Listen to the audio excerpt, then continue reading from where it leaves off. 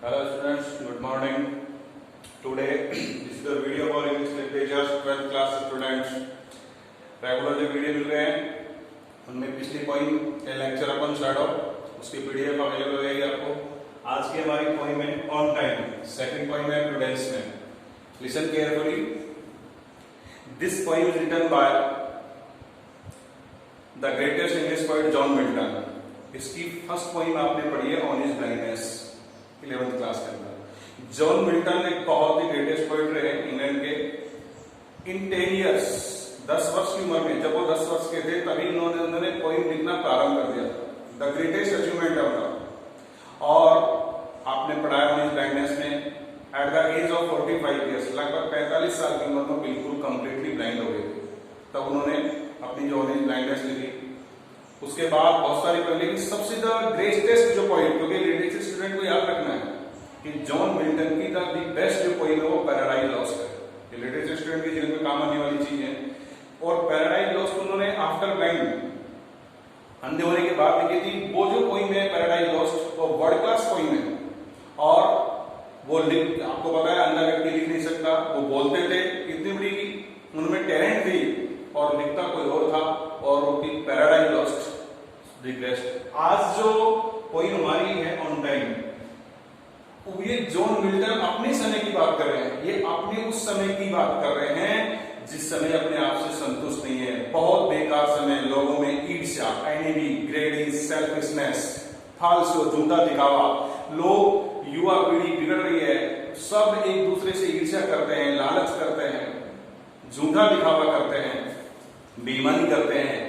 वो अपने समय से संतुष्ट नहीं, इसलिए वो ऐसे समय से कह रहे हैं कि उसको ईर्ष्यालु कह करके संबोधित करता है कि ऐसे समय से कि आप जल्दी से जल्दी यहां से गुजर जाएं, और वो अच्छे समय की उम्मीद करते हैं। ये पूरी पोइम है, वो एक ही लैंग्वेज में आपको समझने में बता रहा हूं कि the poet is talking about the bad time in which there is no palace, love, peace and truth. कवि ऐसे समय, बुरे समय की बात कर रहा है जिसमें प्यार, शांति, लव, ट्रुथ, पीस, सत्य, प्रेम और शांति का कोई स्थान नहीं है।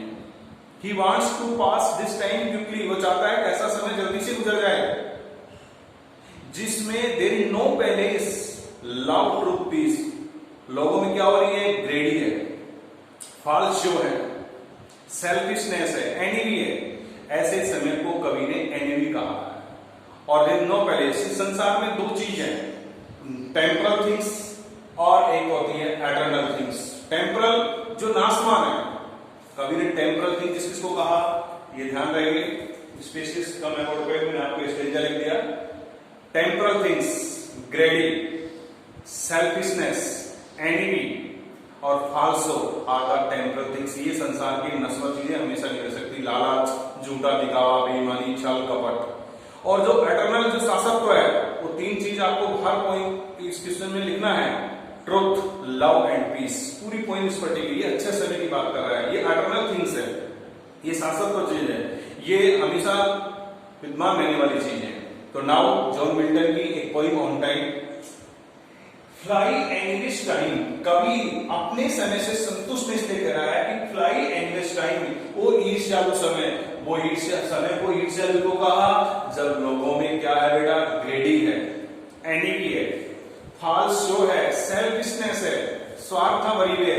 उस समय को कवि कहता है समय है ओ फ्लाई एंग्लिश टाइम टिल दाउ रन आउट दाई रेस। तब तक, टिल यानी तक, दाउ तेरी, रन आउट फ्रेजल वर्ब है, दाई रेस जब तक तेरी दौड़ समाप्त नहीं हो जाएगा। अर्थात जब तक बुरा समय तू इन दुर्गुणों को, इन व्यसनों को दूर नहीं कर दे, तब तक तेरी ये दौड़ समाप्त हो जाए, तब तक रुकना नहीं। फ्लाई एंडलेस टाइम, अरे वो ईर्ष्यालु समय, तो उठ जा, यहां से चला जा।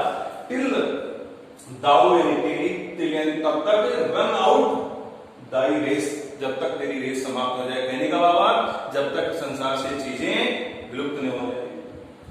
कॉल ऑन, यह भी फ्रेजल वर्ब है। वो कहता है इस समय के लिए पुकार करा, तेरे समय से संबोधित कर। काल में लगता है किसी को पुकारना। दाई लेजी एडन स्टेपिंग आवर्स, तेरे बुरे समय, ईर्ष्यालु समय, तू तेरे उस व्यर्थ के समय से जो कि बेकार के कामों में बिताया गया है, स्टेपिंग पता है जो बुरा समय है वो पल पल गुजरता है, अच्छा समय जल्दी गुजर जाता है, ये फीलिंग्स होती है। स्टेपिंग आवर्स जो कि धीमे धीमे गुजर रहा है, जिस समय लोग में क्या भरा हुआ, लोगों में ग्रेडी है, सेल्फिशनेस है, फॉल्स शो है, एनीवी है।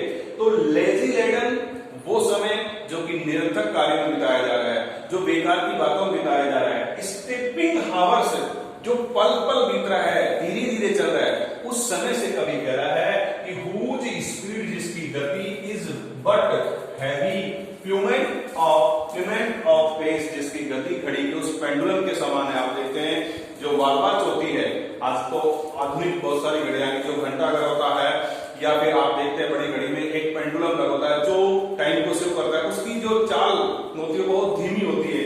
यहाँ समय में कवि ने समय की जो तुलना है वो घड़ी के उस भारी प्लूनेट से की है जो घड़ी में समय को इंगित करता है लेकिन बहुत धीरे धीरे चलता है। तो कवि ने कहा कि हुज स्पीड उस बुरे समय की गति is but heavy plummet pace, pace यानी गति, जिसकी गति किसके समान है, घड़ी के उस भारी पेंडुलम के समान है। तो कवि उनसे कह रहा है एंड गल्ट दाई सेल्फ, और कवि कहता है तो जितना घटकना चाहता है, जितना बचाना चाहता है इस चीज को खाया। And glut thyself with what thy womb devours, जितना तेरा पेट बचा सके। यहाँ वोम का पेट से डिवोर्स यानी निकलना, अर्थात तू जितनी बुराई को, लालच को, ईर्ष्या को, इस सेल्फनेस को खा सकता है उतना जल्दी तू घटक ले, उतना जल्दी तो तेरा पेट भर ले।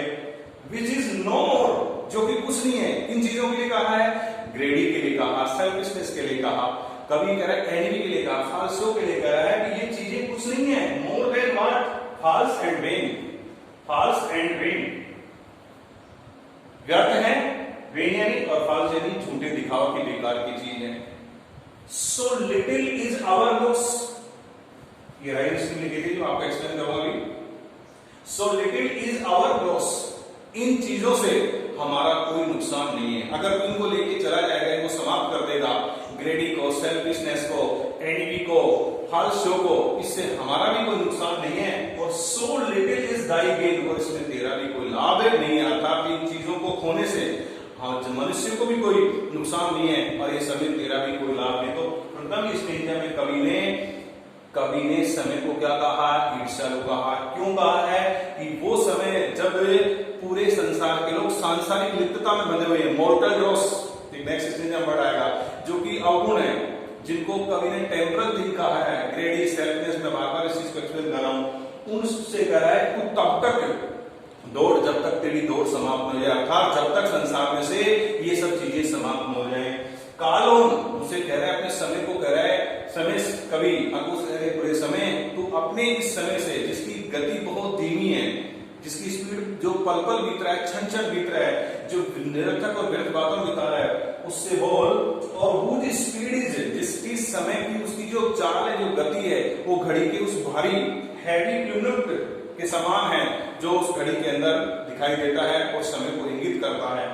एंड गल्ट यानी घटकना, निकलना, दाई तू खुद स्वयं self with what Dai wants, और जितना तेरा पेट घटक सकता है, जितनी तू इन बुरी चीजों को पचा सकता है, तू इनको खा जा, समाप्त कर दे। क्यों? ये कुछ भी नहीं है, no more than what the false and vain, की बेकार की व्यर्थ की चीजें हैं। इसमें न तो तेरा संसार का कोई नुकसान है और न ही तेरा कोई लाभ है। नेक्स्ट, फॉर वेन, यदि, या फॉर का करेक्ट यदि कंडीशन है, इसमें for vain as each thing bad thou hast, and जब कभी कहता है कि बुरे समय तो वो सारी संपूर्ण चीज जो बुरी है संसार के अंदर, उन सब को समाप्त कर देगा। एंड टॉम ले लिया हैज है बेटे, जो लेटेरी वर्ड है, कई बार आपको समझाया था, डच होता है कि for when as each thing bad thou hast entombed, इस एंटोम्ड का होता है दबा देना, किसी चीज को समाप्त करने, कि है बुरे समय जब तू संपूर्ण बुरी चीजों को दबा देगा, समाप्त कर देगा। एंड एट लास्ट, और सबसे अंत में, all thy greedy self consumed, और सबसे अंत में और सबसे बुरी चीज है, कहते हैं ना बेटे, लालच बुरी बला, कि लास्ट ऑफ ऑल दाई, तेरी खुद की जो लालच है, सेल्फ कंज्यूम्ड, तो उसका उपयोग कर लेगा, कंज्यूम है उपभोग कर लेना। देन लॉन्ग इटर्निटी, तब एक ऐसा लंबा अनंत समय आएगा, लॉन्ग एटर्निटी, एटर्निटी होता है शाश्वत, वो अनंत समय आएगा, सेल ग्रीट और बिल्स, जो बड़ी प्रसन्नतापूर्वक हम सबका स्वागत करेगा। ग्रीट यानी अभिवादन करना, ब्लिस यानी प्रसन्नतापूर्वक। विद एन इंडिविजुअल किस, यहां इंडिविजुअल किस एक फ्रेजल वर्ब है कि ये एक व्यक्ति का व्यक्तिगत रूप से, इंडिविजुअल यानी व्यक्तिगत, किस अलग शब्द नहीं है, इंडिविजुअल किस यानी एक व्यक्ति का स्वागत करेगा, हर व्यक्ति प्रसन्न हो जाएगा। एंड जॉय, और उस समय खुशी, सेल ओवरटेक एज फ्लड, और ये प्रसन्नता हमें इस तरह से अभिभूत कर देगी जिस प्रकार बाढ़ का पानी चारों तरफ सरोवर कर देता है, पानी पानी दिखाई देता है। तो कवि ने लास्ट वाले स्टेंजा में क्या कहा कि फॉर व्हेन, यदि, जब प्रत्येक बुरी चीज को ए समय तू दबा देगा, तू समाप्त कर देगा, बैड दाउ, तेरी द्वारा जो बुरी चीज है, और बुरी चीज को ध्यान रखना है। एवरी क्वेश्चन आंसर में लिखना है false enemy, greedy, selfness, these are the temporal things, mortal dross. And last, और कभी अंत में किस लिए कह रहा है, greedy के लिए। और आपको मैंने भी बताया कि लालच बुरी बला, लालच सबसे, and thy greedy self, और अंत में जब तू इस लालच को समाप्त कर देगा दुनिया में से, तो उसका उपयोग कर लेगा, तब क्या होगा, then long eternity, एक ऐसा लंबा अनंत समय आएगा, celebrate our bliss with an individual kiss, जो प्रत्येक व्यक्ति का प्रसन्नता से स्वागत करेगा, चारों तरफ खुशहाली होगी, प्रसन्नता होगी, एंड जॉय, और इतनी प्रसन्नता होगी कि जिस प्रकार कवि ने यहाँ प्रसन्नता से उसकी तुलना कर दी, ओवरटेक अस एज फ्लड, कि ये प्रसन्नता इतनी होगी कि जिस प्रकार जब बाढ़ आ जाती है तो चारों तरफ पानी पानी दिखाई देता है, तो इस संसार के अंदर प्रसन्नता खुशी खुशी दिखाई देगी। तो दोनों स्टेंजा के माध्यम से कवि ने समय को ईर्ष्यालु कहा। ईर्ष्यालु क्यों कहा, तो वापस सुन लीजिए। There is, the poet is talking about the bad time in which there is no balance of truth, love and peace. So the poet wants to pass that time quickly. और संसार के अंदर जब ये चीजें व्याप्त होती है तो व्यक्ति सांसारिक लिप्तता में व्यस्त हो जाता है, और ये नश्वर थिंग है, इनको कभी ने टेम्परल थिंग कहा। टेम्परल जो अस्थायी संसार में नाशवान है, और एक है इटरनल थिंग। इटरनल थिंग मैंने बताया, love, truth and peace, eternal, शाश्वत अच्छी चीजें हैं, और वो टेम्परल थिंग है। नेक्स्ट वीडियो में जो अगला स्टेज एक्सप्लेन करूंगा। If you have any problem तो आप कॉल करके पूछ सकते हैं। बहुत इजी है। किसने लिखी है, जॉन मिल्टन ने। जॉन मिल्टन की पहली आप पढ़ चुके हो, आपके जूनियर में फर्स्ट पोएम है ऑन हिज ब्लाइंडनेस, ये उनकी ऑन टाइम पोएम के नाम से है। और इनकी सबसे बेस्ट पोएम कौन से बेटा, पैराडाइज लॉस्ट, जो आफ्टर ब्लाइंडनेस होने के बाद लिखी थी। Thank you.